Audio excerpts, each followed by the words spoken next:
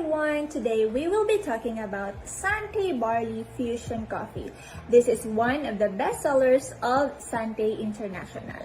I will be sharing to you guys our personal testimony or feedback regarding this product. Year 2014 when we discovered Sante Barley. Yung time na yon, yung favorite lang talaga namin is yung Sante Pure Barley kasi nga may concern kami sa health namin ng buong family namin. But as time goes by, na-discover namin na isa sa mga best sellers ng company ay ang Sante Barley Fusion Coffee. This coffee is very special and kung bakit isa siya sa mga best sellers, malalaman nyo today. This is a healthier coffee made up of Robusta beans, organic barley grass from New Zealand, stevia, and non-dairy creamer. And aroma pa lang, grabe, nakaka-relax na. Let's talk about Robusta coffee beans. As we all know, maraming health benefits ang pag-iinom ng kape. Sa Robusta beans, mas mataas ang kanyang caffeine content compared to other coffee beans. So others might think na hindi siya maganda.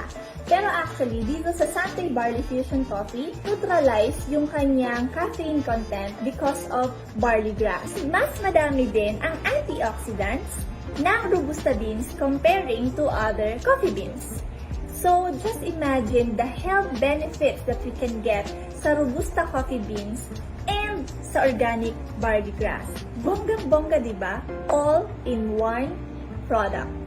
And because of the combined health benefits of Robusta beans and the organic barley grass, nakakatulong ang healthy coffee na ito para sa mga taong may inflammation, sa mga may problema sa kanilang sugar levels, para rin sa mga may problema sa kanilang digestion. Ako po personally, hindi po ako coffee lover. Kasi before, umiinom ako ng kape, pero narereklamo ko talaga, nagkaka-palpitations ako, and umaangat yung acid sa katawan ko. Sumasakit yung sikmura ko. Kaya hindi talaga ako mahilig sa kape. But when I tried the Sante Barley Fusion Coffee, year 2014, when I first tried this, nasarapan ako, amoy pa lang, aroma pa lang, ang bango niya, and masarap siya, hindi siya ganun katamis, tama lang, and dito ko lang na-experience yung pag-inom ng kape na hindi ako nag-palpitate, hindi sumakit yung sikmura ko.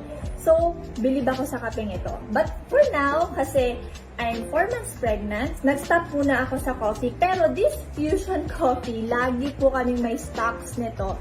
Kasi yung husband ko, grabe kumakainom. Ito talaga yung all-time favorite coffee niya.